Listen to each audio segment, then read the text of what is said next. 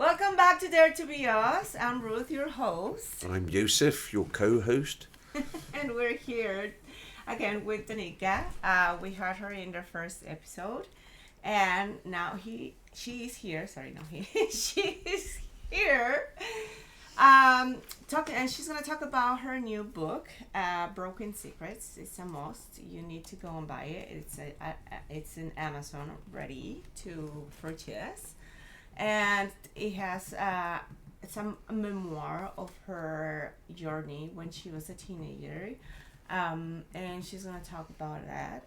It's a really difficult situation as a woman. I know there's a lot of women out there, women or men, that they have gone through this, and because of society and certain biases that it's out there, sometimes we don't feel safe to share. So we need to have this as an awareness to start bringing this up and to start loving ourselves, because it's just a way of love to say truth out loud. And let's dip into this, okay? So Denika, thanks so much for being here with us. Thank you. And you're gonna share with us a really difficult time in your life, and I'm curious what exactly happened. Tell us about what because I know that you went through a lot, but I know that this is reflected into just one topic in your life. So The book starts with the background of what my life looked like from a child, showing what kind of family I was raised with, and the love and support and the nurturing that I had growing up. Being in a home that was very positive, very well-rounded, no abuse, and really just growing up in the Waltons. yeah. So it grew into some experiences in life that I never really thought that I would be facing. So I'm just gonna close it. with that, it kind of steps into teenage life, growing, having friends, experiencing, drinking, partying, being a typical teenager. And then gets to a point where my best friend and I were left with a supervisor, actually a manager of my dad's company.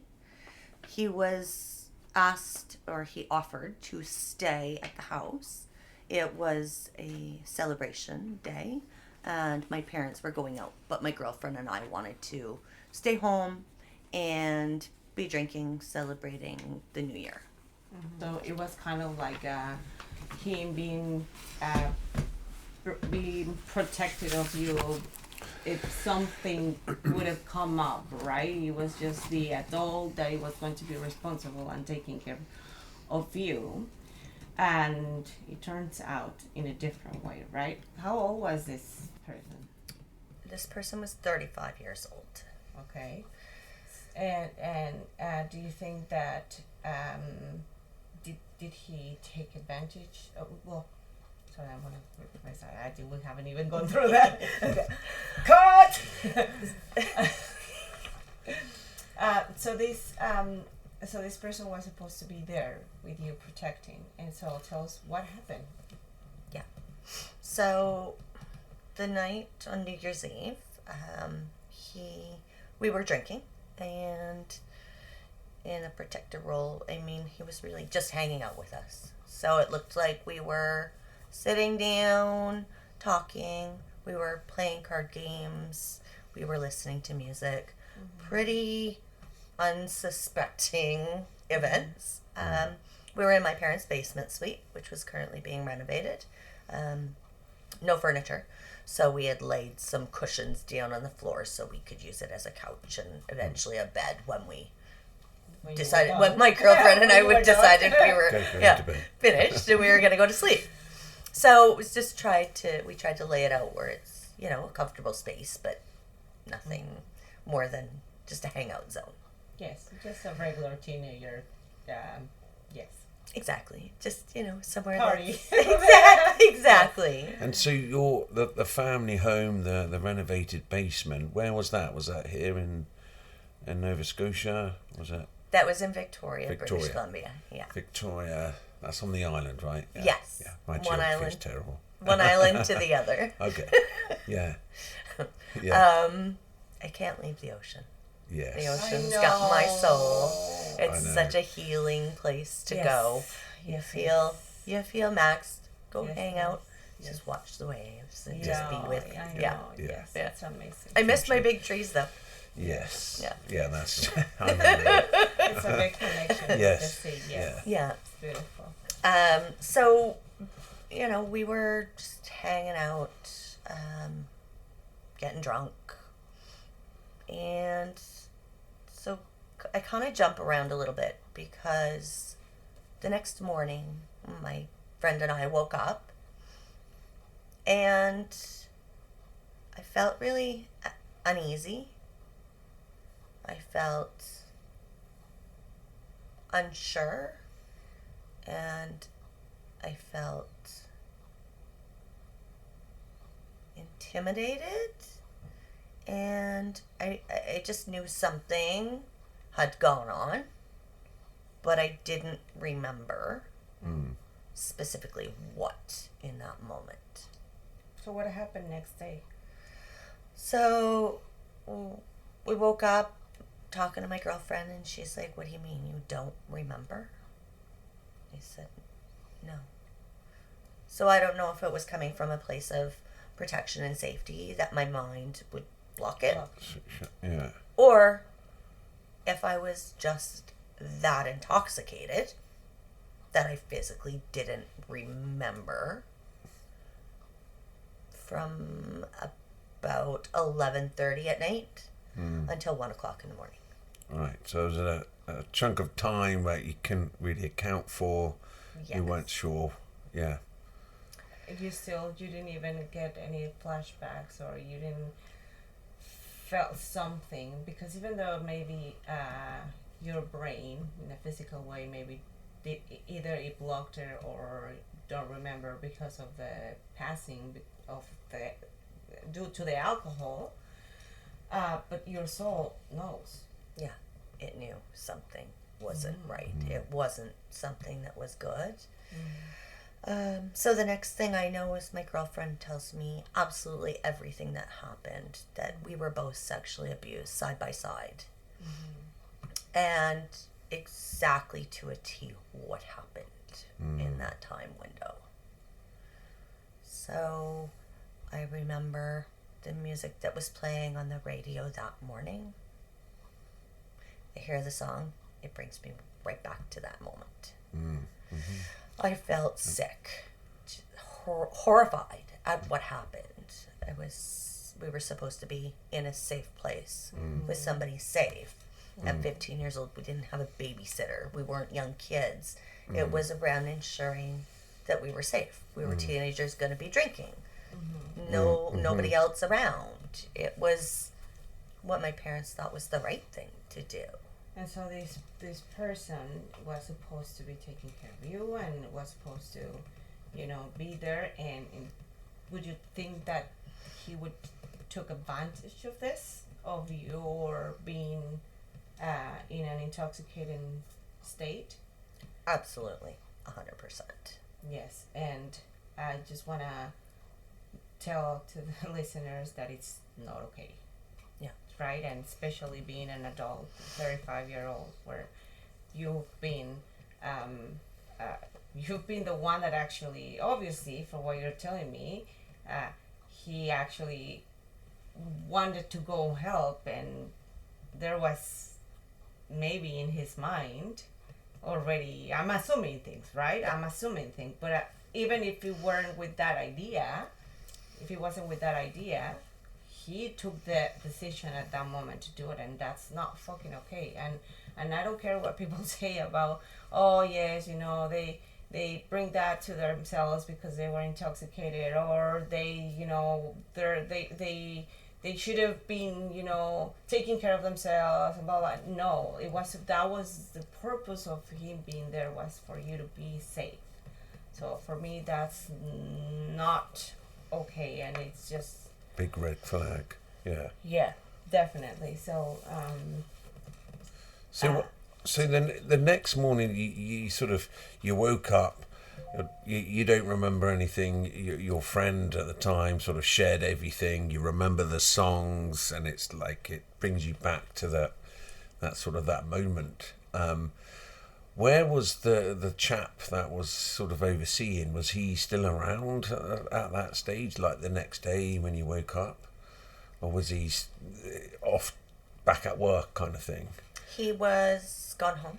So he's been, yeah, okay. He wasn't around anymore, but he returned later that night. Okay. Because we have jobs that we needed to do. Okay.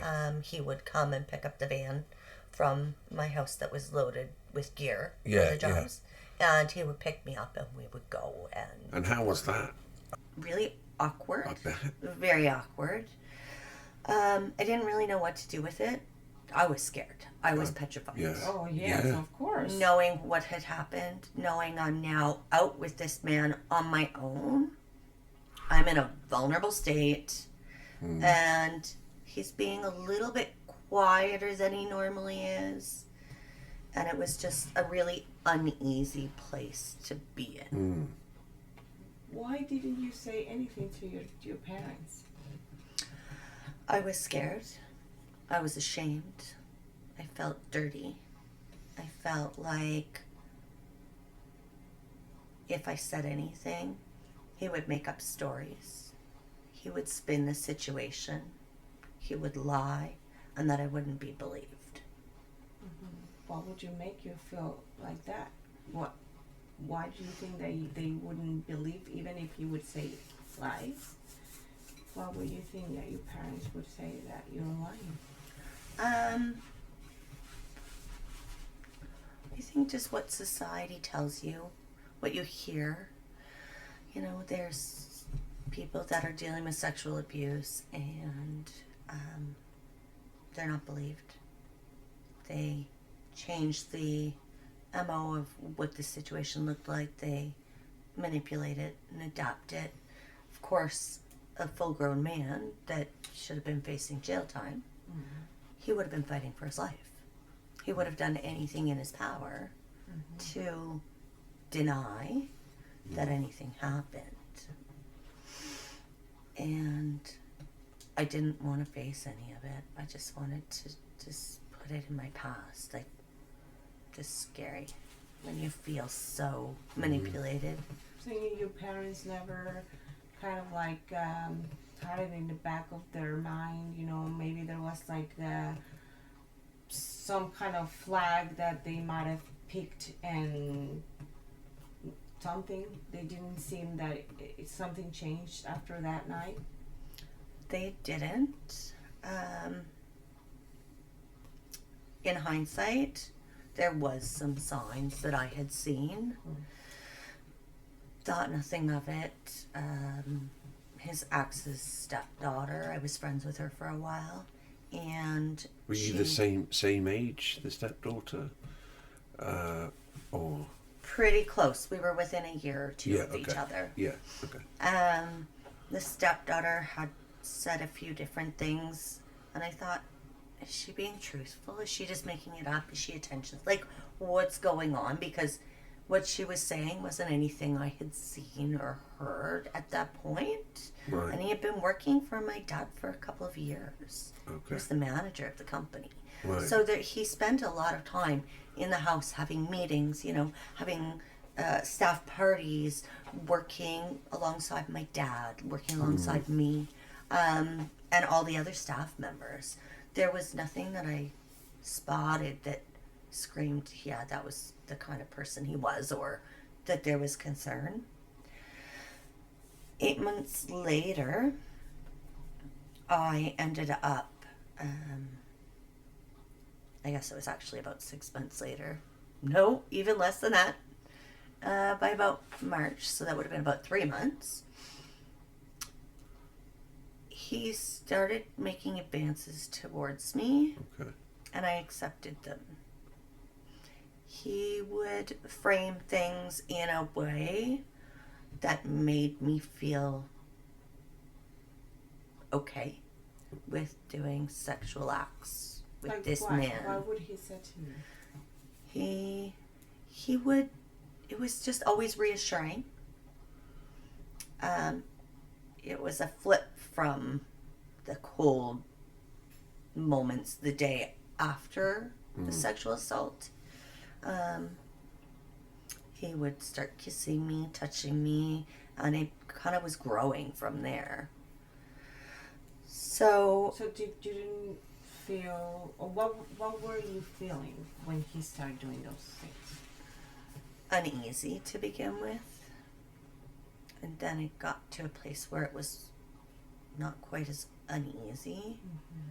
It was almost like he was grooming me, really, at the end of the day. He was grooming me. He was slowly pushing past points he should have ever went to, because there should have been no points that went anywhere near that. Just encouraging me to see things the way he wanted me to see them.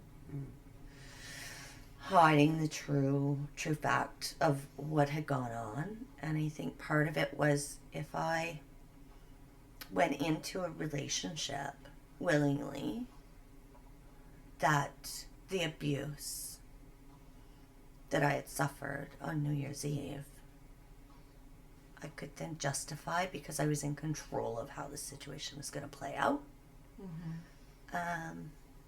And I could take my deep, dark secrets and keep them in a box. Yeah. So what happened after this? So in May, my parents were going away on a vacation, and I stayed at home, and he was going to be house sitting, and so my parents were fine. They're like, okay, that's fine, whatever, you stay with him. So they trusted him. They did, but they didn't know that there was any relationship going on between us at that point. That would have been around when I consented to have intercourse with him. That was when I lost my virginity. Okay. And was he sort of slowly pushing all the way up to that point, or how was he? I mean, obviously he did a violation, the sexual assault, and it sounded like there's remorse. He's cold and withdrawn, but by all sense that he, like you said, felt like it was grooming you. Yes, And very it got slow. to that point. Yeah. It was slow, a little bit further, a little bit more each time. Yeah. But he made sure he would tell me, you can't say anything. Okay. Your parents will tell me. Right. You can't say that we're in a relationship. This is a secret. Right. Okay. If an adult tells you there's a secret to be kept, we have a problem. A big one. But it was something I mitigated those red flags. It was almost an excitement, a high that I would get because I'm doing something I know I shouldn't be doing. Right. It's a secret, only behind closed doors. So that trip when my parents were away, we were on the couch kissing, and I forgot my tenants downstairs, because now that the suite is rented, Okay. their washing machine was broken. And they came upstairs and saw us kissing. Oh. And what happened? We just stopped right away. They didn't say anything, and we were very mindful that the tenants weren't coming up if we were doing anything. Wow. now. Did they say anything to your parents, the tenants? Did they let it slip, or? They brought it to my parents as Okay. soon as they Eventually- came home. okay. Yes, Oh, yes, right, of damn it. course. So this Good for man, them. absolutely. Good for Yeah. them. Yeah. I think I would have beat him with a stick in that very moment, Yes. even if it wasn't my child. Like, Yes, yes, so wrong. yes. Yeah, So yeah, wrong. Yes. yeah. Walk What up the and fuck see are a- you doing? Like, See a What are you 15-year-old necking with a 35-year-old? Like, I would have beat the guy if I was Yeah. Right? It was, yeah. knowing what that looks like. And so before he even, like, as soon as my parents came home, it must have been actually a day or two later, because there would have had to be time for the tenants to communicate with my parents. And I didn't hear a thing. So it was done carefully. yes. I didn't know it was coming. So at that point, he had come to the house to get the van to pick me up to go to work, and we were called into the kitchen. My parents were like, "We need to talk to you. Come in here. Come, sit down." Sitting at the kitchen table. And so my mom says, "The tenants told us that they saw you guys kissing on the couch. What's going on?" I was freaking petrified. I knew it was wrong, but I was doing it anyways.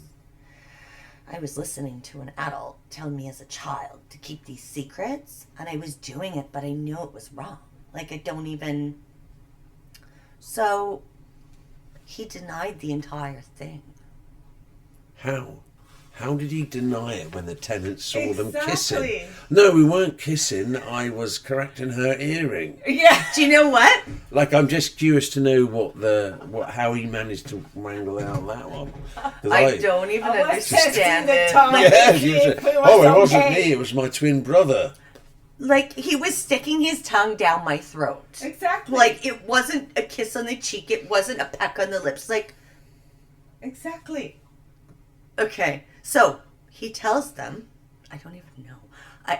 I don't know if they were in a place that they didn't want to believe it. I don't know if my poor mom was naive enough to actually believe it, but his excuse was, I was licking her ear.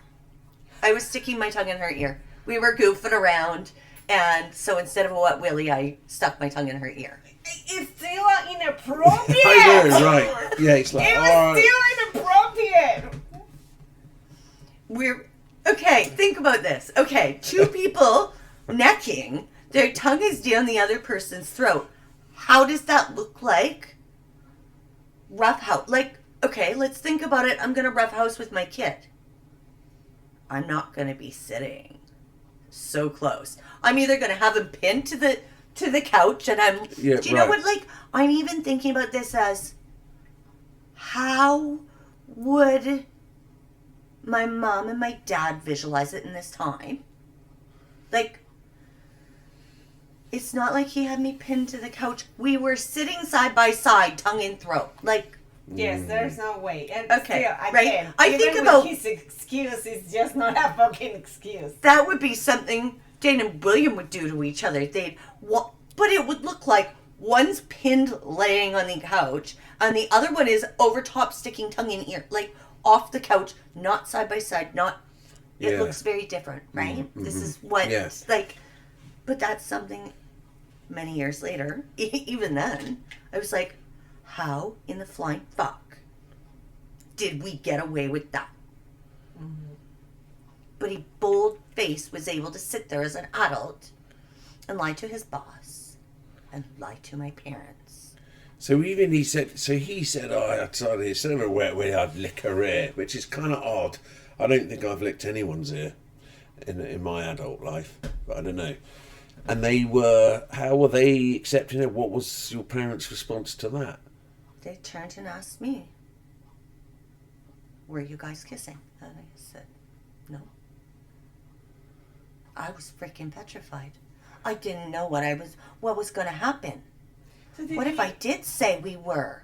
Then what? Like, I was absolutely Did on he the edge of my threaten you? seat. I felt like I had no other option. Did he threaten you or something like that? Like, did No. No, not in that, not in any way. No. It was just you feeling that maybe shame that whatever you never know what would your parents would done or. So when I ask you as a OT, why would you think a victim like her would just decide to after what happened decide to just keep going with that? Well, I think really you've got to look at it in the sense that, for Denika, at age 15, it was a major violation, and your innocence as a child is robbed from you. When there's any sort of abuse or assault, kind of any way, it robs that innocence of a child. You're no longer the naive, just a child, which is what we want to encourage as long as possible. When you're old enough, well, when you hit adult life, it's full of responsibility. So when that's been violated, your whole internal navigation system is going to be off.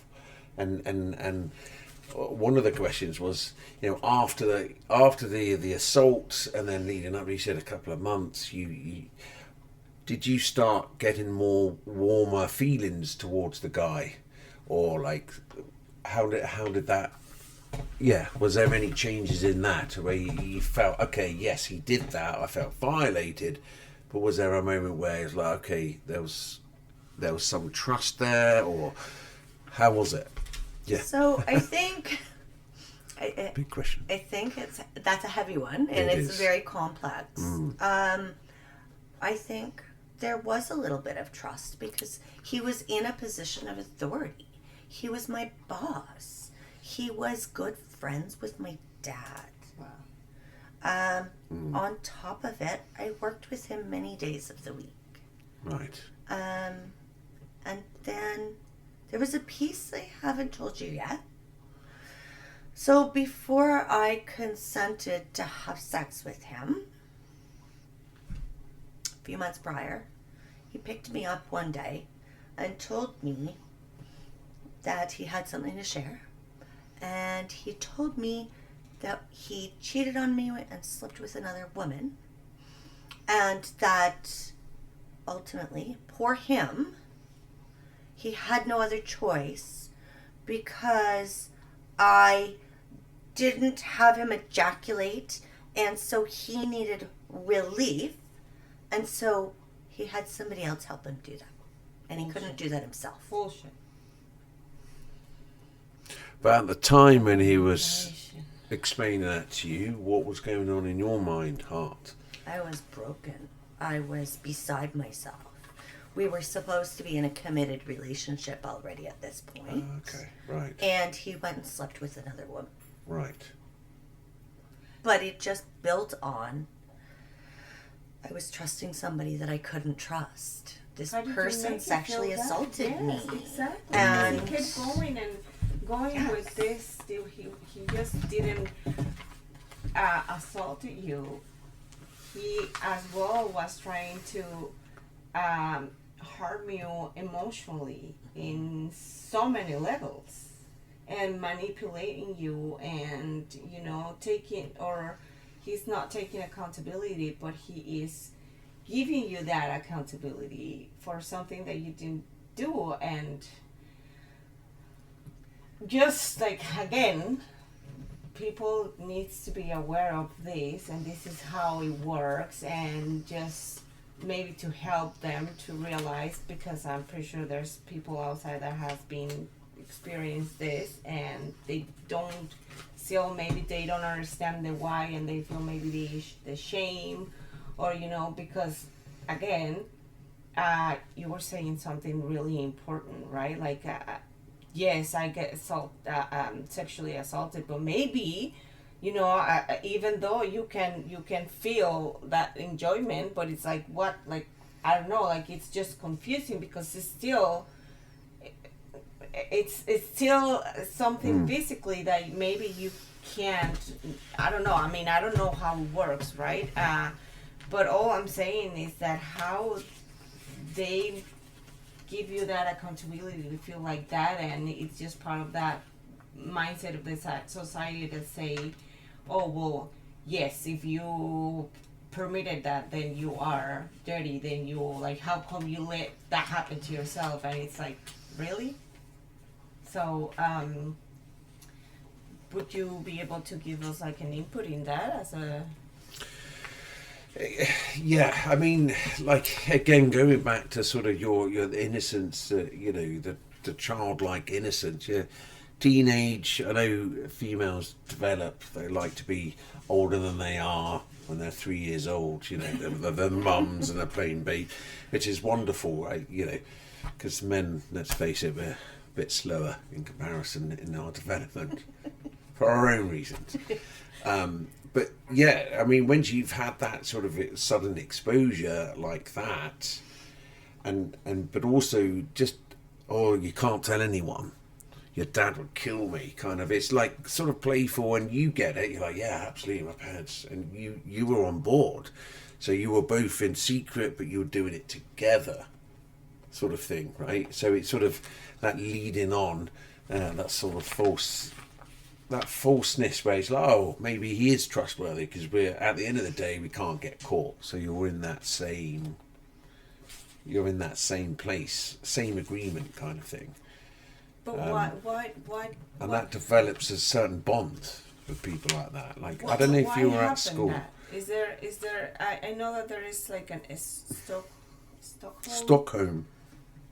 Yeah, I mean, depending on the situation, the trauma, and how long you've been with it, often people, the Stockholm syndrome is where people, hostages, they either go develop relationships with the captors or the, I guess what they call kidnapper, but they have a partial where they'd much rather be with them than with the police, because they, you know, it's a classic, it's very confusing but that's what happens with trauma, you get traumatized, it's always fear, who do you trust? And when you're in that fear, you want someone to really ultimately go, don't worry, ideally your dad or father figure, go, look, I'll protect you, thank you, so you can recover, so your systems, your internal systems can kind of calm and relax, and you can find that place of peace like you normally typically hit. But in that case, it triggers that, and that's one of the things. People are very vulnerable. They might think, oh no, I'm making a good decision now, but then they're not really, because of that sort of experience. It sort of affects their cognitive functions, their ability. Like if you're stressed, you're in panic mode, you're not going to make a great financial decision, are you? Mm-hmm. So, oh God, I'm gonna hoard for the next 10 years so we got food. Like, you're not quite there. Your decision processes are sort of. But if you are in that state where you're feeling, in the beginning she felt fear without any trusting, and then she started developing that attachment with him. How did that go from that? Like, what does that happen from that fear and not trusting to a bond? To an attachment. To a bond. Yeah. Again, it depends, but that's the nature of fear. When we're in fear for a long, prolonged time, you're either fighting or running, or the other one that's a very common one is you're fawn. Like, I had an experience, we got attacked by these kids we knew, and I had a moment to sort of step in and sort of save my brother or just help, and I froze all the times in my life where I should have acted. I froze, and those 30 seconds or a minute of freezing nearly cost my brother's life, but fortunately he survived, you know. I was like, what the fuck? Why, man? It's a thing that it took a long time to get over, but it's like, why did I fawn? I wasn't sure, it happened so quickly, and that's the thing. It's like, from outside of your control. Right? totally Like, outside of it's your not- control. You're making sense of everything, and then you're like, you gotta be the one that, you know. So and that's the thing is when you look at the court systems. If I was there and some trauma happened, you know, my kids get assaulted and I get tied down and I lived the experience and I saw it, they won't take that as evidence in court because of the emotions and heightened. You twist things, it's not quite. So a second or third hand eye report as much stands up in court because it doesn't have that wealth of emotions, which is kind of obscene in some ways. I was there, like I'm not making this up, but it's like the weight of it's less because of our reactions to different situations, trauma. It's Yeah. So what happened after that? I don't know if I answered the question. So in and amongst that, other staff started knowing about our relationship. Oh, okay. How did they just catch you guys snoodling in the corner kind of thing, or was it you start talking, sharing? My best friend that was right beside me started sleeping with another coworker Oh, wow. that was also an adult, but a younger adult, not Right. quite as old, but Okay. still too old for a 15-year-old, 16-year-old. Yeah. wow. Okay. So it was cool between the two of them, these two adults. Oh, it was a kind of thing you sort of had, like, Yeah. almost compare note. Oh Yeah. wow. And And did your friend have any sexual experience prior to the No, assault? she didn't. No. So it kind of like maybe it was It something like activate- yeah. That's the Okay. thing. It's like the vulnerability, you know, Yeah. the innocence has been taken, you're no longer. Nothing, there's no it's- more risk involved, right? And then, right, and then that's very common. So then as things are going, the other staff are kind of finding out and knowing and just keeping it to themselves and some of the other guys. And it was a big thing for my boyfriend at the time because he'd walk around and talk about his trophy that he has. Okay. Wow. And there was no sort of objection. It's like she's 15, you're 35. No. There was no. And there was a good handful of other full-grown men that were aware and said not a word. Didn't approach me. Didn't approach my parents. Approach him? I'm not sure. Maybe. Wow. Yeah. But it was interesting. And then he'd start joking with the guys. Oh, if she's old enough to bleed, she's old enough for me. Huh. Wow. Wow. And then he would start comparing the two of us that he sexually assaulted side by side. As a sort of a bravado, like with, Yeah. talking with others. Yeah. Yeah. Wow. So all these pieces are going on in between. How did that make you feel? Were you listening to all these comments that he would say? Mm-hmm. But the guys would laugh about it. The other guys that he was telling. How could? So I just had to, I found myself laughing too and joking about it. And that's a whole Because- other psychological issue, like workplace. You know, the whole fact someone's getting mugged in the street and then like 30 people just walk past, don't do anything until, you know, it's that. It's that's wrong. another. It's Like- very odd. It's like people don't. People need to start awakening and just please look at this. This is just I can't. My mind can't believe that adults can be. I don't know if that's that macho kind of like mindset that they have. You know that they say, oh, it's okay to just do whatever we want to the women because they're just there to serve us and that's it, and that's just mind-blowing stupid for me. Well, if you're, example, you're out in public or in the streets and you scream rape versus you scream fire, nobody will come No, to you screaming rape. No. But I can guarantee you everybody will be around when you scream fire. Yes, Like, definitely. Yes, society and these Yes, backwards things that go on, right? Yes. So not only am I being, I'm dealing with this trauma bond. I'm dealing with the mental manipulation that's going on and how he's using these things around me to the other guys, and everybody's okay with it, and they're, we'll carry your secrets, we're not saying anything. It just grew.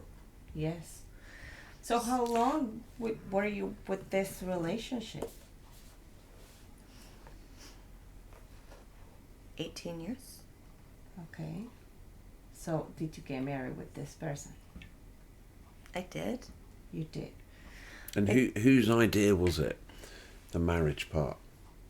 I wanted to get married. Right. I wanted to have kids. Right. I wanted to have a family. That was my entire goal in life. From 12 years on. Do you think that maybe that was something that you was feeling or a decision throughout the years of manipulation, or how did you get to that point where you were like, I want to have this? Not that you don't want to. You could have gone. You could have wanted that or have that desire, but why with him? Before we were together, all the boys were not men. They were boys. They weren't looking far enough into the future. I wanted kids by the time I was 20. So my vision, that was my desire, was to have a family. And so I needed to find somebody that I could marry and have kids with. That was my goals in life. And so this situation happened. Somehow I thought I was in love with this guy. We got engaged when I was 16. Wow.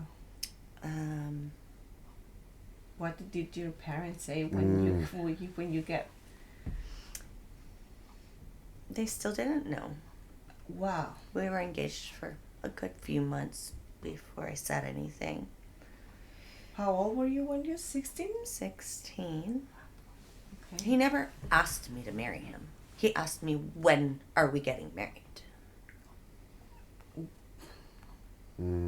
So a few weeks went by. No, sorry, let's back up. When he asked me. So my parents weren't there. He dropped me off after work. We were at the front door and he just says, so when are we getting married? I'm like, what? So it was a kind of it wasn't necessarily a formal, but he threw it out there. Yeah. So. Like, I want all my trophy, like. And was there any part of the fact that going around, I got this, you were his trophy, was there an aspect of that made you feel good in some ways? Oh, I think a trophy belonging to him. Yeah, there was. Yeah, okay. Yeah. It builds somebody up, makes them feel good about themselves, right? Yeah. I remember when we first got together, I would wear the most ugly of clothes you could ever imagine. I'd be in the old man sweatshirt, button up, and I've got a pair of suspenders. Oh yeah. And an ugly pair of jeans. Like, I wasn't that stereotypical girl with That the was brand. before the assault? Or Before, yeah. Oh, okay. After now, especially looking back, I changed. I would be seen wearing camisoles as dresses. Short, tight little dresses with G-string, walking down the road with my big German Shepherd. Wearing these short shorts, no underwear on, to work and bending over. I was looking for attention. Okay. Yeah. That didn't happen before the sexual assault. Really? Why? What do you think? Why did you have that necessity to I think it was probably to fill that spot of pain. How do I replace it with good things? But I wasn't thinking that those really are not I was hurt. I was broken. So I was looking for positive engagement. And I think because I had already been violated, any more violation didn't matter. Right. Really. How long did it pass when your parents knew about the engagement? Well, I want to say a few weeks after he had asked me, he asked me again. And I'm like, what? You were serious? He says, yeah, of course. But you have to promise me, even down the road, that you will never report sexual abuse to anyone. You have to keep it a secret. And was he using those exact terms, the sexual abuse? Yeah. It wasn't like the incident that happened, like... May have been when you sucked my cock. Right. May have been. There were... Right. He wasn't being vague about it. He was being very specific about what I was promising that I would never share. Right. Right. So it wasn't... You can't tell anybody that we had relations going on before this point, or while you were still underage, or... Yeah. Right? Okay. So, back then, the age of consent was 16.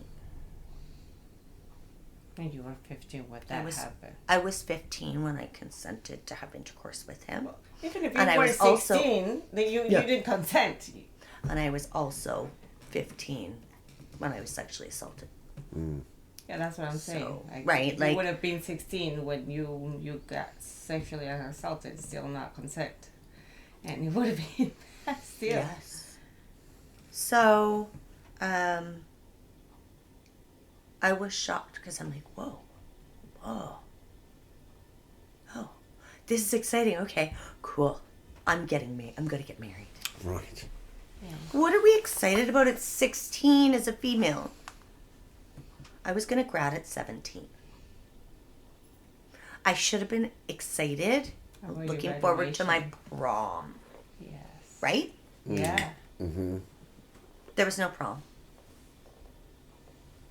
I was engaged to an old man. Compared to how old I was, right, at that point. I started planning my wedding. At 16. Wow. When I should have been shopping for prom dresses. Yes. You should have... It was like more, right? Like it was like I was so excited because I'm now organizing my wedding. Hell with prom.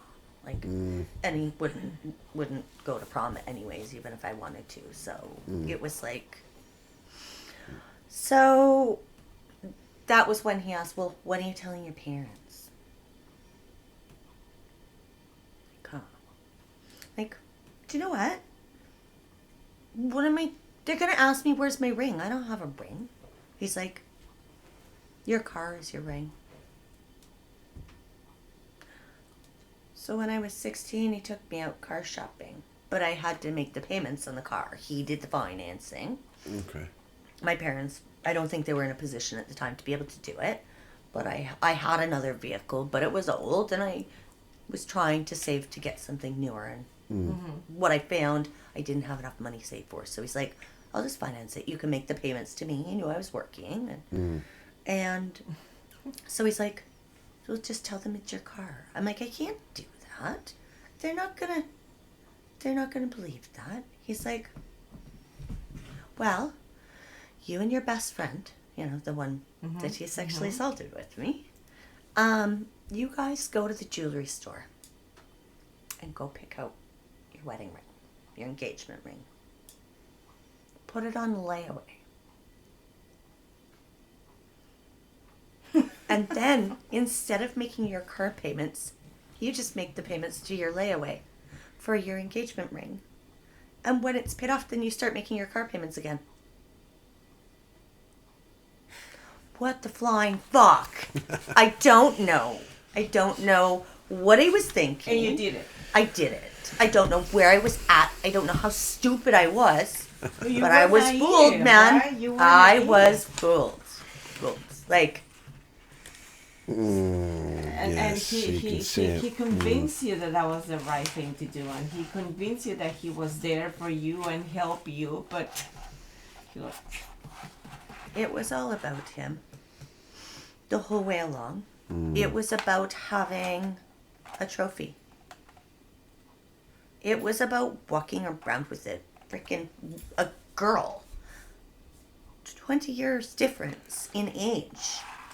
But that's what I find so odd about it all, because back then, going back a few, it wasn't like in the last decade, but back then, huge amount of stigma around girls, you know, of age, that type of thing, and yet he was sort of, it sounded like he was almost sort of proud of it. uh-huh. Peacocking, you know, it's like, oh, I've got this, and it's like, it's interesting that no one, it's like me going, oh, I've got a Russian bride, she's 11 years old, because in Russia, it would not fly here. Yeah, It would not fly. I don't You know, understand. despite the fact, like, even if Amsterdam, I think the age of consent is like 13. Do I agree with that? I'm like, that is young, but a couple of decades ago, they sort of dropped their age of consent, but people still would be like, that's messed up. That's Yeah. now there's a way too huge of a gap between it, and people will start. So, But in this case, I guess maybe not so much. Or did he hide it well? oh no, he flaunted it. Yeah. Oh yeah, no, he was proud. He shared it with the world. He would, if he could, he would have stood on a mountain and frickin' screamed it out. Like, he was really sick. I don't know how else to What? explain it. Like, sick, twisted, wrong. Like, but if you look back generations and generations, it used to be okay. Men you used to look. be okay. I mean, It wasn't okay, but in it wasn't society, okay, but it would be like There- Yeah, I you mean, know. you typically what you find is like, oh, this and this happened after the fact, and there's scandals, and it's like, oh, yes. But to go around and my or trophy. blame on the Yeah, woman, like- right? Or blaming on the woman. Well, even- or, oh, even she that, was but wearing just- these, and she would just, you know, Yeah. be there and just be sexy, and I couldn't, you know, it's her fault to dress like this, you know. I wouldn't do anything if she wouldn't dress like that. Fuck that. yeah, That's self-control, right? Yes. Like, No, I but it's respect. changed, And right? Like, it is kind of how society frames things changes over time, and that was kind of the boys' club that was partially still happening. Right? Yes, I like mean, the other day, I was listening to this podcaster, and talking. I think he was having a conversation with a Trump supporter, and he actually made the question of, what's wrong to sexually assault a kid? What's wrong? what's wrong with doing that? Mm-hmm. And the podcast was like, like he couldn't. He was like, I can't believe you're asking this. I can't believe you're asking this. This is just not okay, right? So It's- scary. It's, like, it's, it's scary. It's scary. Yeah.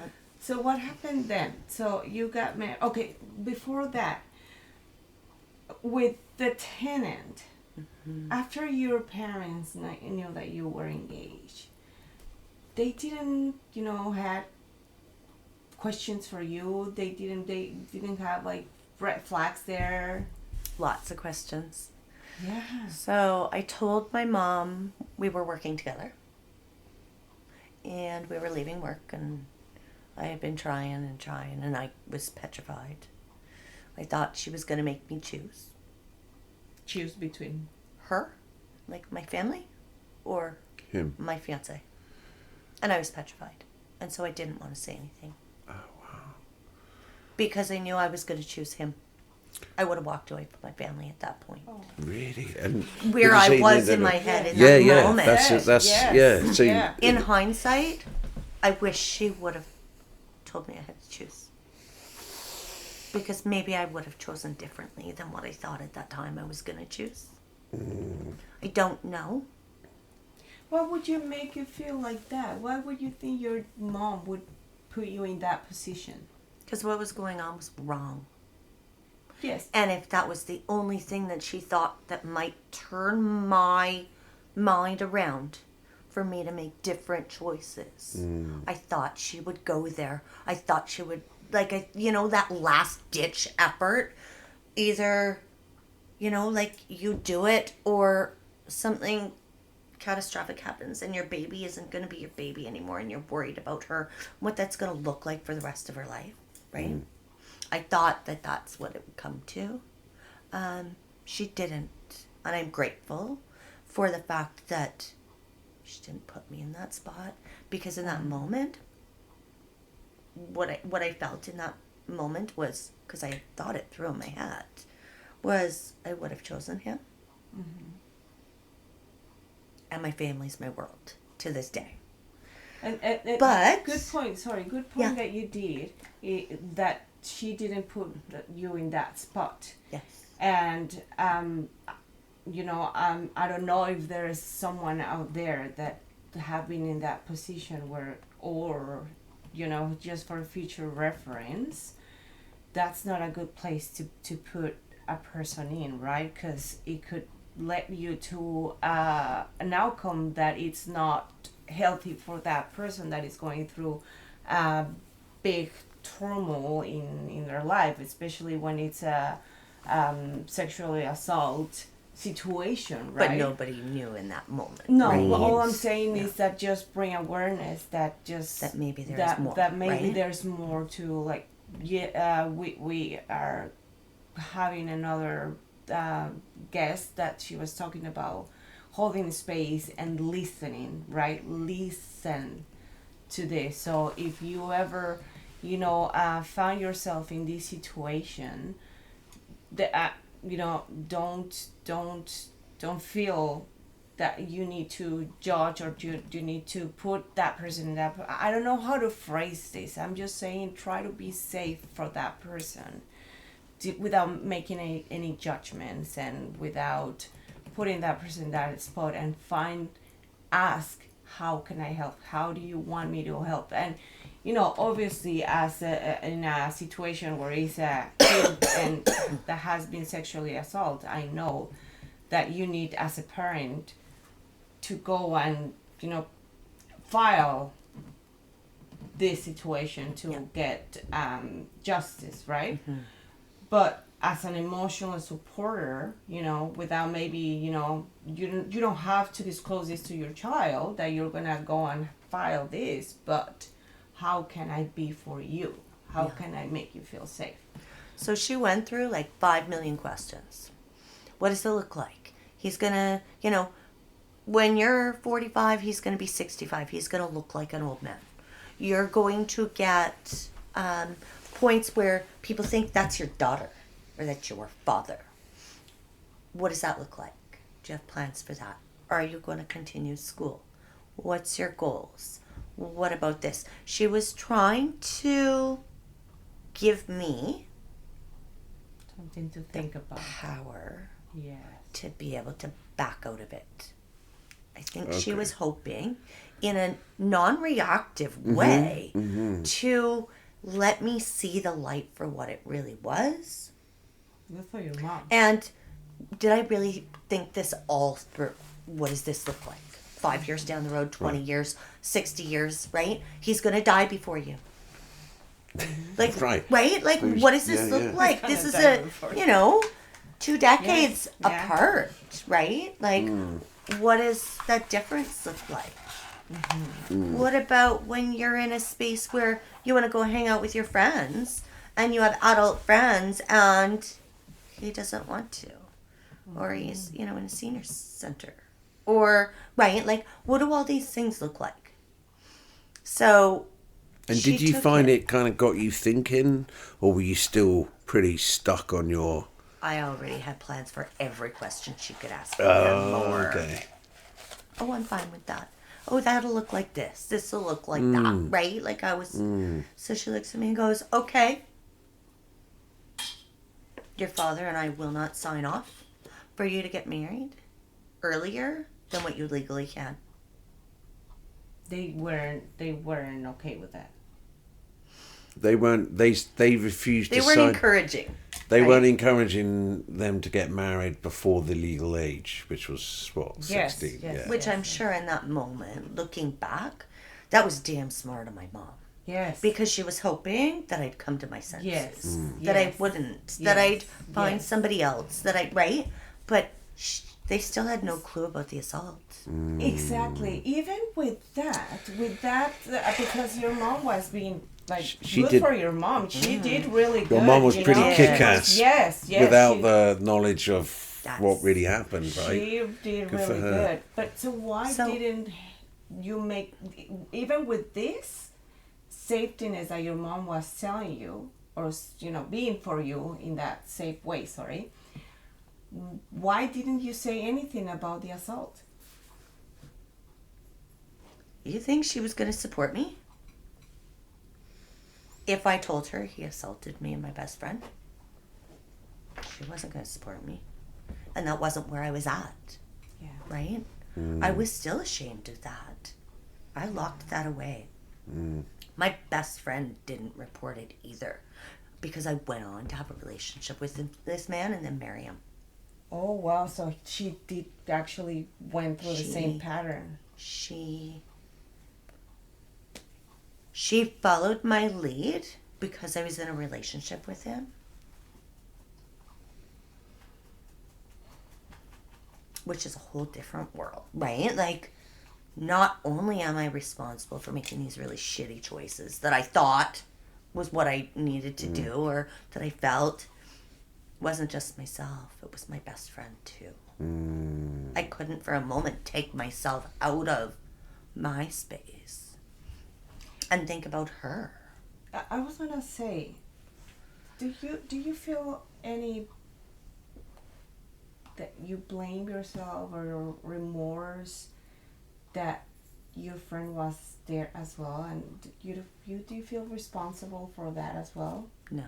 Okay, that's good. I don't. That's We were perfect. attached at the hip. My best friend in the whole wide world. Right. And there was no intention behind it. There was no real signs that we were at risk. Oh, we did so many things together. Right? It was, we were just basically at the wrong place at the wrong time. And my parents tried to make a safe judgment call, right? And it wasn't their fault either. Exactly. And if they had known, my mom probably would have killed him. Yeah.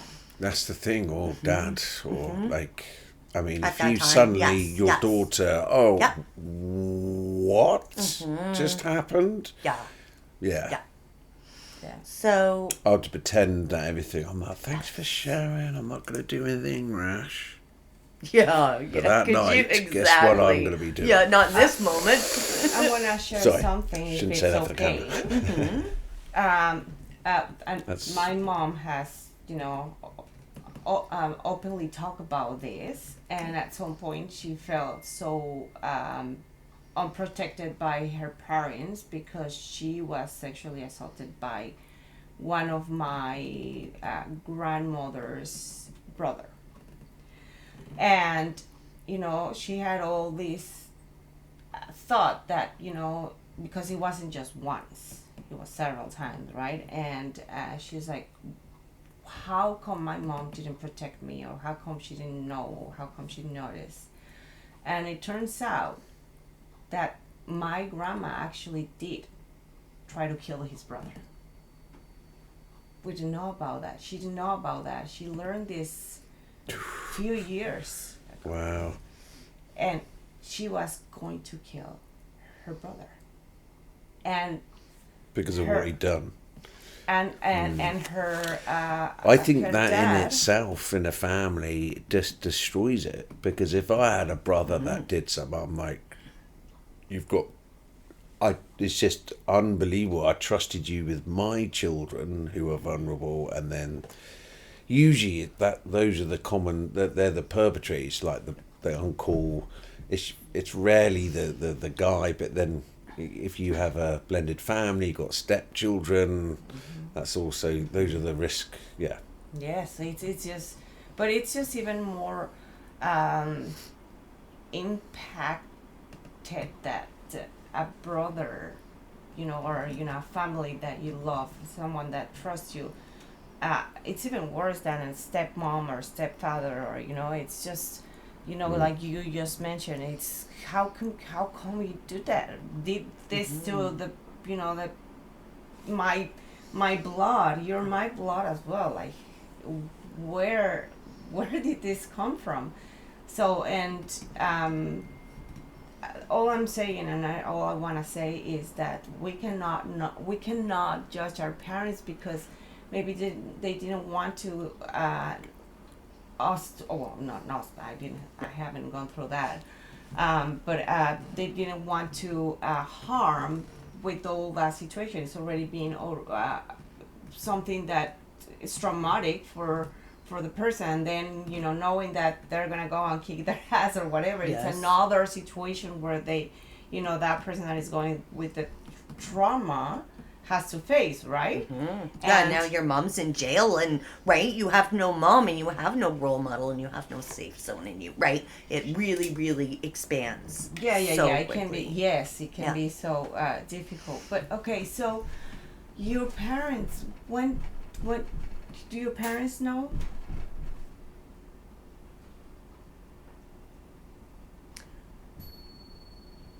Not, so from there, my mom went and saw a police officer. I was 16 years old, sleeping with a man that was 36 years old.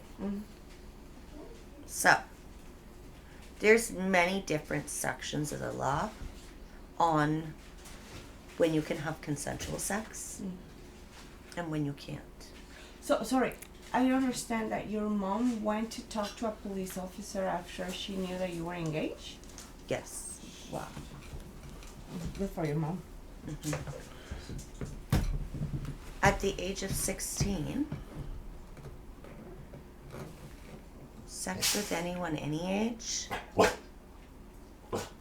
can be consented to. Really? So that's the. But it's still considered statutory rape. The officer that she spoke with didn't know what he was talking about, and he should have been able to be charged with statutory rape at that point. Oh, really? It wasn't considered rape, but it was statutory rape. Underage, basically underage Yep. sex. Yeah. So like the world is and the laws are now, you can consent to sex as a child at a young age, but there is an age difference reference that is allowed, and then there is an age that it is just considered rape even with consent. So, and I don't remember what the years are right now. Oh, well, yeah. But it's like within, I believe it's a 2-year window. So like if you're 15, you can consent with someone up to 17. But once they turn 18, if you're still that at 15, it's no longer legal. So Right, there's yeah. some pieces that fit in. And at that point, it was statutory rape. Me consenting to have intercourse with this man. So your mom was just misinformed, otherwise she would have Yes. applied for it. Yeah. Yes. Yeah. Which brings in other problems in our world. And you're only as smart as the people you're talking to. This is a little plug. I don't even know. Always, people, always do your own research. always don't rely on stats that Ruth's presented or Denika. Which Do is your it is due sad, diligence though. too, because I've often, and that's the thing, a wise guy told me once, he says, he was a town manager. I won't tell the town, but he some weird corruption that he was exposing. This has happened in the last 10 years. And he says, every time we'd go into the meetings, it was hard. He said, it was his duty to be the smartest guy in the room. So if it was talking about, I don't know, they were making decisions about concrete plant, know a little bit more about concrete and how long it takes to cure, that blah, blah, blah. Right, so when he was way more informed, because they would pull all sorts of shenanigans in these meetings, but he would be the smartest guy. But don't get me wrong, he spent hours prepping himself, like everywhere he went. I mean, I think it was a bit of a sort of nervous system reaction, but and I always thought that if I go into a business meeting, I want to know as much as I can before I do it, and we all can have that ability. Even I had an issue where I had a tenant and I was a landlord, move her on, and it got quite violent. She called the police, help, he's trying to break in. And it was really, it was pretty, the police officers like, you need to wait down here. But I knew more than they did about the tenancy and the legalities of stuff. I'd asked them, I'm not sure, I'll have to double check. And I'm like, Okay. so in my rights, I was in my right. And anyway, so I was coaching them because, we're not familiar. And I'm like, well, this is what I do know, because I called the tenancy board and they said, and it broke it down. Police can't really do anything. They might be able to offer escorting out, but the landlord's got every right to kick him out. And then as soon as when I showed him that, they were like, okay. It's like, well, that's the social services department, and they step back. So, but I would have gone, I could have potentially got into a bit of trouble, in that way, because they come in guns blazing, what's going on here? But fortunately, these guys they listened, and I'm like, you don't know what you're doing when it comes to tenancy agreements. But you would think if you're going to the right area, the right person, the right department of whatever that looks like, whether it be calling the tenancy board, calling 911 to get medical support. For example, I need to perform CPR on this person. You hope what's supposed to happen is the person behind the phone, the person you're speaking to in this role, is they're supposed to trained. be educated. They're supposed to know. But I guess the big thing is They get a second opinion. second opinion, Always. always. They'll be like, we can't do that. Second, And third, fourth. because it's bureaucratic. Everything's bureaucratic now. Like, well, hang on a minute. Let me send a message to my co-worker, Jenny. Yeah. It's going to be a couple of months. And then it never gets there, never happens. And it's just bureaucracy. People don't really know. They're not really allowed to do their job. Right. Or they don't want to do their job. Or it's something It's they've just never easy touched, peasy. right? Yeah, Like, yeah. You There's know, a I lot mean, of factors. think about all the laws that a police officer is expected to know. Yeah. I imagine there's a pretty good chunk they don't know, right? Exactly. Or and it's they need to evident check, where they've made or- errors right? and they get disciplined for it. It's like, you made an error there. Yes. And sometimes they get penalised, but sometimes it's the department's lack of Yeah. as well. But yeah. But you do. But that's the thing. It's like, they're a lawyer. What do you do? No. It's like, Yes. But then you get a second opinion, you get another lawyer's opinion, and another, and you realise, hang on a minute, that person didn't know despite their Right. title. So I was going to jump into the time when you decided yourself, hang on a minute, this isn't right. Your mum tried, you were sort of attached to the idea, having a family, plentiful, Okay. you're focused on that. When did it happen? When you realised, hang on a minute, this isn't good. I need to do something about that. How many years in? Or maybe there were sort of little red flags that you started to notice. Yeah. That was when exactly did they it. happen? Lots of little red flags. Okay. So from the beginning, from him making me promise I wouldn't report the Right. sexual assault, Yeah. into the I'm a trophy, into the old enough to bleed, old enough for me, Right. into further into the relationship. Before we got married, when he dropped at his work, and they found him on the ground and sent him away by ambulance, and he had a perforated ulcer and almost died, and almost wasn't even out of the hospital soon enough for our wedding. Oh wow. So he there had some were- underlying health issues that he kept. Ah, interesting. So they just kept happening. Like the things like we were living in his mom's basement Right. in a bedroom. Wow. Things like after the wedding, it'll take a few years. We'll, eventually save up enough money for a house. Right. All these different little pieces I was seeing, but I was mitigating them. Right.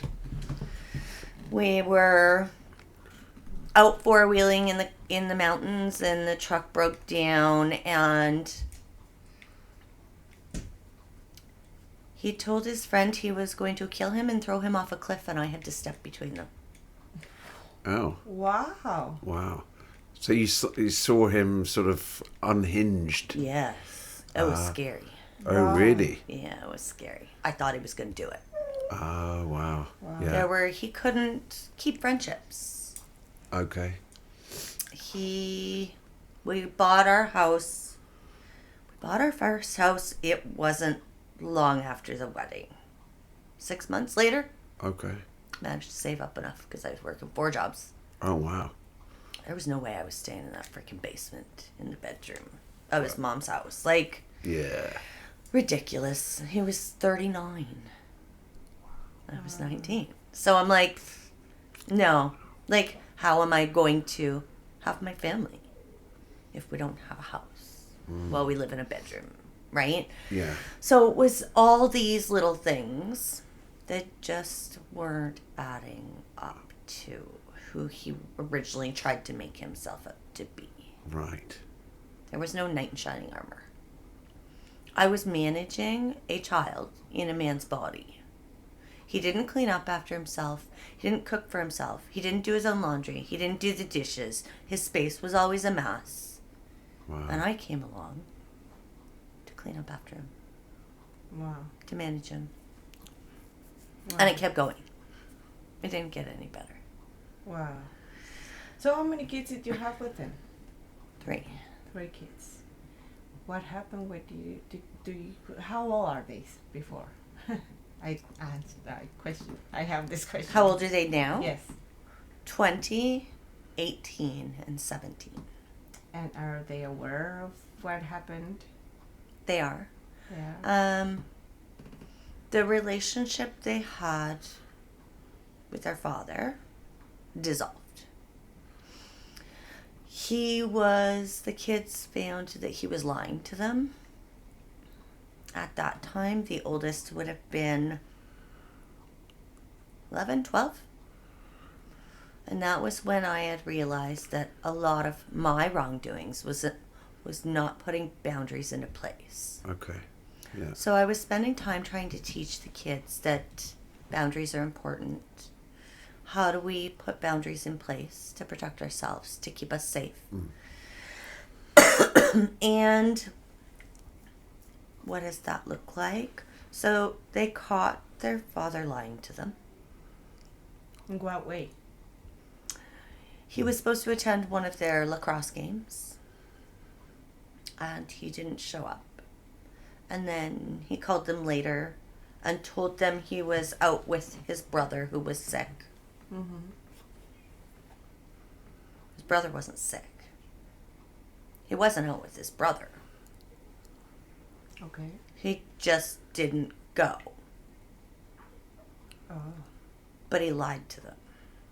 Okay. Right. So that was the point that I realized that the kids were old enough that I no longer needed to manage their relationship with their father Right. and continue parenting the parent Gotcha. and making up for downfalls that he had.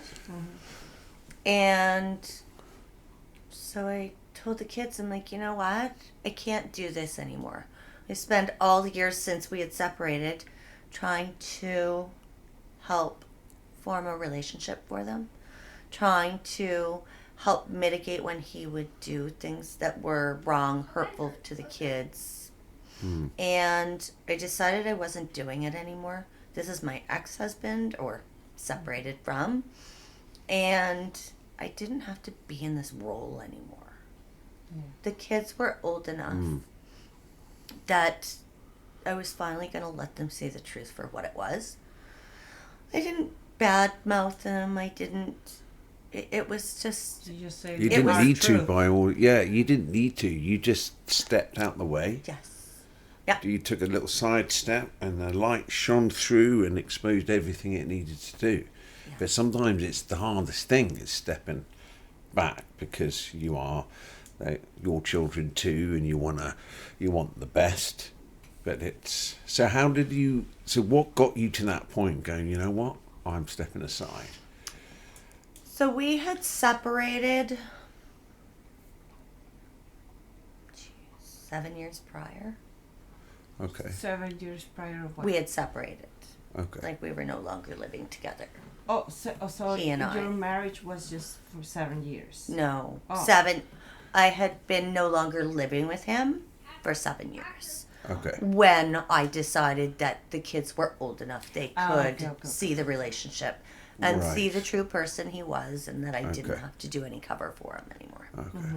So they spent about 2 years not having any visitation, no contact. He was abusive during that, stalking, breaching protection orders. What, you or Me and the children. Oh, really?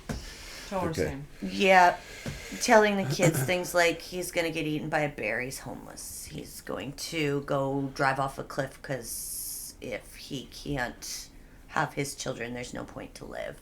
So that was how the protection order ended up coming in place. Okay. His mental health was going downhill. Didn't know what that was going to look like. Needed to make sure everybody was safe. Yeah, yeah. Yeah. And then he would breach the protection orders and go and stalk us. And He did breach Oh, that? yeah, Oh, wow. numerous occasions. But there were never enough of them for the police to do anything. What? Bureaucratic system.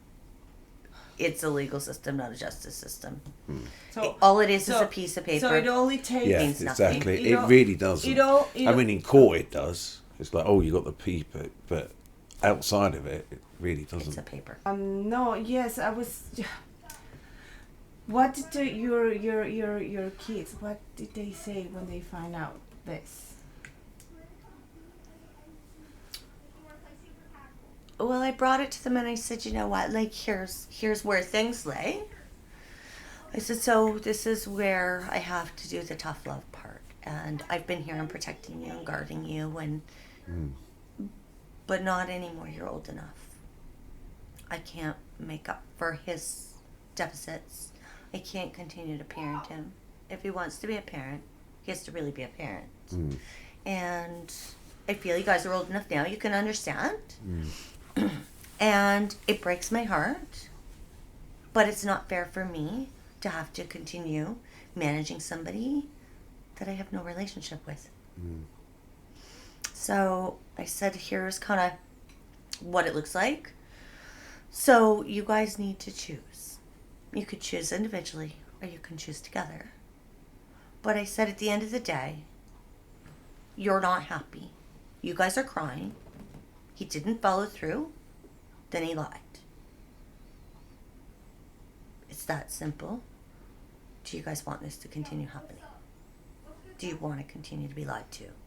Do you want to continue to be let down? And they said no. So I made sure all 3 of them agreed the same. And okay. They're like, well, what do we do then?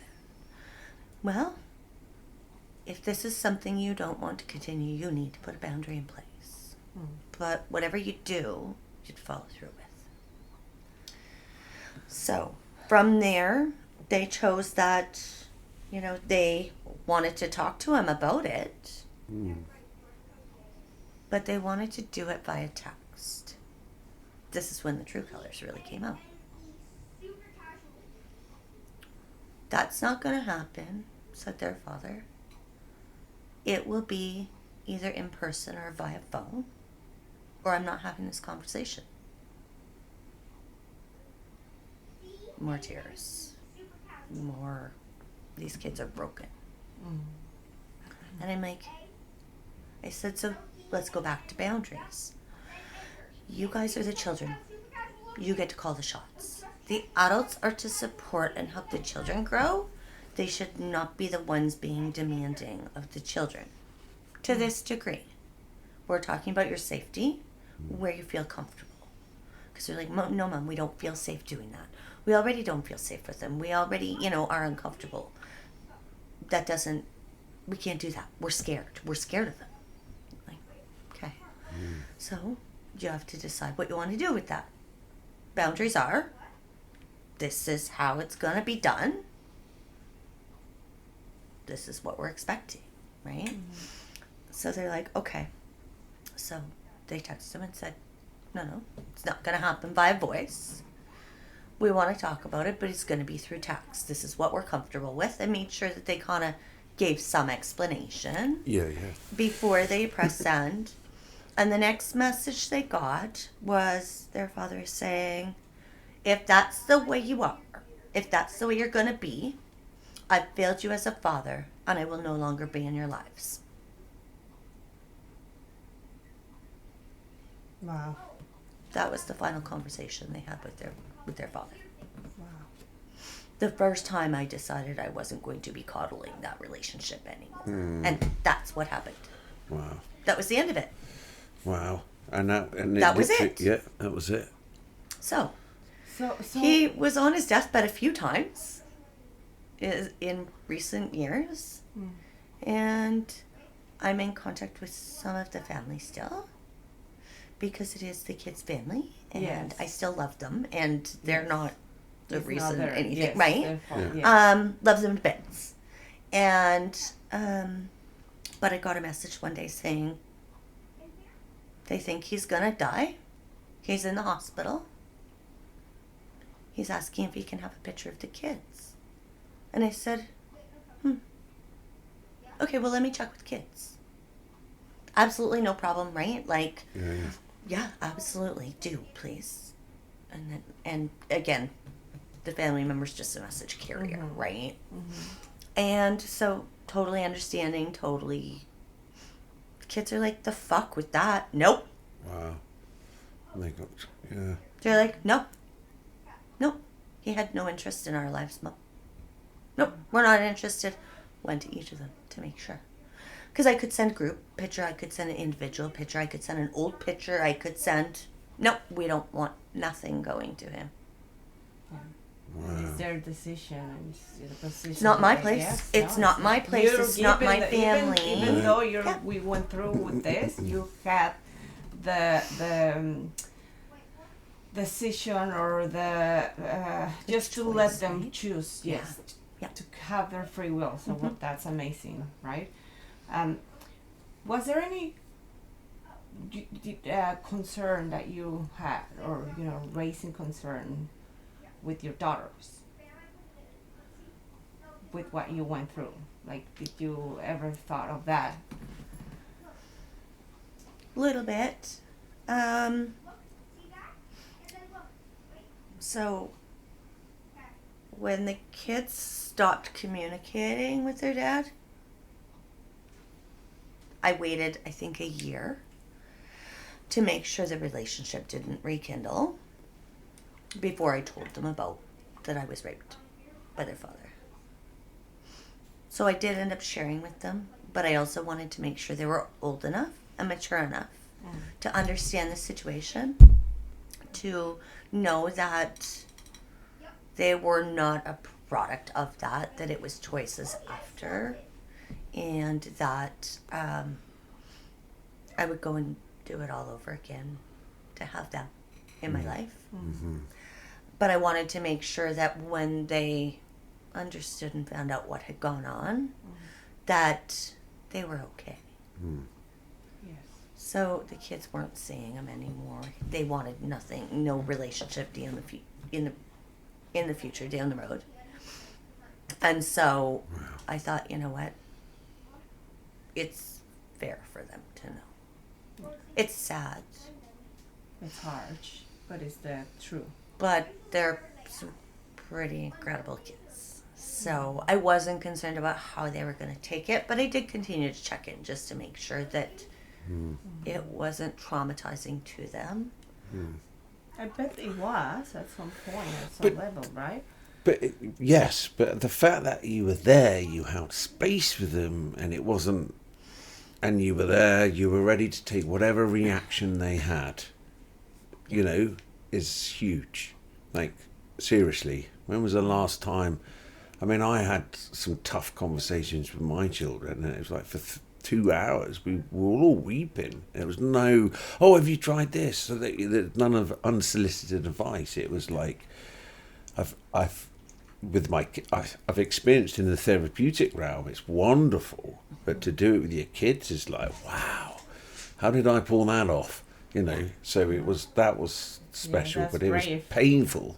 Yes. Painful. You see their tears as they're trying to understand, and they can see the sort of the tragedy which is around everything, many decisions. Right? There's always that side, and to allow them to go through that without interrupting it, overprotecting them. Yes. So that's huge. Yes, And I that's mean, huge. the kids watched the protection orders. They watched the harassment. You know, back when we separated, they saw those pieces already, Yeah. and they were aware the entire time, because he would go and talk to the children when he wasn't allowed to be around them while the babysitter had them out. He was like pushing boundaries to a point where the kids needed to know what they needed to do if something were to happen, Yeah. right? Yeah.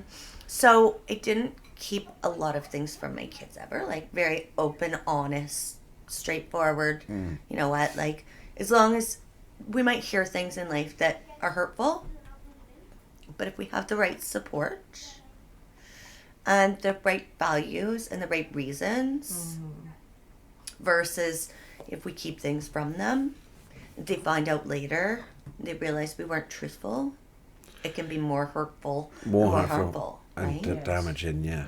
Yes, Yeah. yes. Wanna ask, you wrote the book, right? So, Yes. and I bet that it was, it took a lot of time for you to actually face this with yourself, and to actually go through the pain and to heal. Did you think that this helped you during your journey of healing? How was it for you? It was hard. It was hard. It was really hard. But I had tried counseling. I had done the internal work, and I didn't feel like I had the healing that I needed. So from when I started the book to when I finished it was another 8 years. Wow. Wow. So it was almost like I need to stick my toe in the water. Oh my God, it's too cold. I Right. can't do it yet. Right. Then I need to I got my foot in. Okay, I'm done. I got to pull back Yeah, again. yeah, Right? Like yeah. a lot of these slower moments, the moments of sharing, Yes. the moments of telling my parents, the moments of telling my kids, like the moments of telling my spouse. They were all little pieces in the journey, but I started writing the book after I filed the report with the police. And I had hoped that the finish to the book was going to be when charges were laid. When he was found guilty. Whatever that justice, whatever the legal system determined from it was going to be the closure of the book, the finish of it. But I didn't get the answers that I expected. Yeah. So how I do guess- you feel that because at this point, maybe the legal system would not give you that justice, but maybe, just maybe, this is your justice for yourself, for your soul. To So, take this yes. So I can say out. now Exposure. today, Yes. this was the magic healing that I needed to do for me. Yes. Do not expect anything. There's no justice. Yes. Our system is a legal system, not a justice system. And you can't rely on outside sources to heal for you because you're not always going to get the answers you want or expect or feel like you need. So finishing this book, it went to the editor. And I still, as my editor was doing changes and adjustments, I still skipped the breakdown of what happened in that sexual assault. I couldn't look at it. So there was still in the process, very recently, in the last, say, 8 months, there was still some very, very broken pieces of me. But my editor put on a timeline on when she was going to be complete from the editing, and it forced me to have to go back and read this section that broke down what the sexual assault looked like. And how was that when you were forced? It was still hard, Yeah. but once I did it, I did again. I read the whole thing again. Then I read it again. Then I read it again. And it's healing, right? It Yes, is. yes. I was going to say, Yourself. proud of you for doing that. Yes, I was And like, you'll see, you yes. read it again. Yeah. Because, yes, it's scary. It's a memory. It's something that's actually happened. But when you... But how it was did you find okay, that right? each time you reread it, how did your power... It got easier to read it, and I got stronger. It empowered Yes. me. And I mean, my kids have always been where my strength comes from. Yeah. Do anything to me, fine and dandy. When it comes to my kids, you're screwed. Yeah. That was where the power came to start the writing, right? I can envision my kids. So then what I found was I was still scared. I was scared to press publish. Yeah. Because now, not only, like, I've got this. I'm like, Out there, it was it's healing. exposure and everything. Now, my truth is out. Those secrets are broken. He can go fuck himself. But the other part is, and I taught the kids this, you don't promise unless you promise. We don't break our promises. And I didn't realize how much to this day I expect around promises in them never being broken. I don't promise my kids things unless I can stand behind it with my entire life. Right. And I promised that I wouldn't share. I promised that I wouldn't report him. I promised that I wouldn't speak of it. And I broke that fucking promise. Like Good like for a you. mirror on the ground, right? Jump up and down, smash the goddamn thing to pieces. Like, which is strange because I didn't realize all these years till right now the promise piece that I expect with my kids. And I don't know if that's a bad thing or a good thing.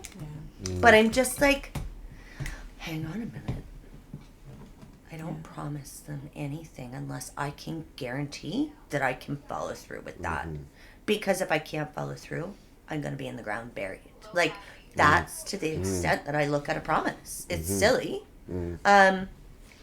But I do. And so that's interesting. I've got some more working through my brain to do. Yeah. But this has been incredible.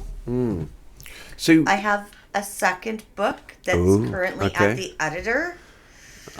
And that one I actually got counseling after. That one I went through a whole lot more. okay. And it's more than this book is. Okay. It's so much more trauma and abuse. Okay. And it's breaking cycles and it's learning. So, Yeah. Okay. Yeah. but I have also in the process of writing a script for this book to turn it into So a feature you're- film. So You it is are like in the power. right now. Yes, you're you're Yeah. empowering Yeah. yourself, and that's amazing. I want to say as well that I know that it took a long time to you, but I feel that you are gentle with yourself. Like I feel that give yourself that validation of saying yes. I know it was hard. I took a lot of time to get to this point, but it was how it was supposed to be aligned for you. So what I'm saying is that we need to give ourselves that space in order for us to heal when we need to heal, and push us through it, but be compassionate with ourselves as well. And you did it, and I'm proud of you, man. Yes. Same, ditto, proud. Yes. You did Yes. made some hard decisions. Yes. So if to wrap it up for our viewers, what would be your pearl of wisdom with all of this that you learned? What would you like them to know? I think that it's okay. Okay. It's okay to be scared. Mm-hmm. It's okay to feel ashamed. But doing the work and saying the hard things is really important. It's And it's really healing, right? Yeah. Yes. Yeah. Yes. Like And I think pulled you'll back be 'cause of surprised being at how scared from healing others, it is right? when you do the Yes. work. Yeah. Yes. Yes. And- Expose those people that don't get into Yes. fear, and it's not your fault. It's you're not accountable. Even though they tell you, oh yes, you're gonna get me into trouble, and how am I gonna live my life? Like fuck that. They're doing their own choices, so they have to go with the consequences, right? So Yeah. that's, And I think be true to you. Be true to you. Yeah. Because at the end of the day, being true to somebody else in this sort of a situation doesn't hold any value for yourself, right? You're devaluing yourself. Exactly. Yeah. Ultimately, devaluing yourself. Yeah. yes. Yeah. And hopefully, people will read this and have the strength. Have the Yes. strength to speak up. Have the strength to reveal report it. themselves. Have the strength to even share with my friend or my family member. Exactly. Right? Find a Yes. safe place and talk about it. It's amazing when you go from isolation into not being isolated, how healing that is. Yeah. And you realise, why did I carry so much of this unnecessarily? So share away, people. Yeah. Share away. We would like you to, put in the comments to see if you guys have ever, experienced this situation. If you would like to, share with us, and maybe if you guys want as well to share your story, just like as Denika has done with us. Just going to your into our socials, at There to Be Us in Instagram, and just go to the bio, find the link, submit your story, and share with us. And really appreciate that you have been vulnerable with us. I think that we made you again confront yourself with this interview, and I really appreciate that you have been open. And yes, because this isn't a topic that it's just easy to talk, and I'm really glad that you did, and that we're able to share it. And hopefully there's someone there that we can help, and reach out to mental health, reach out to the authorities. Don't be afraid to speak up for yourself.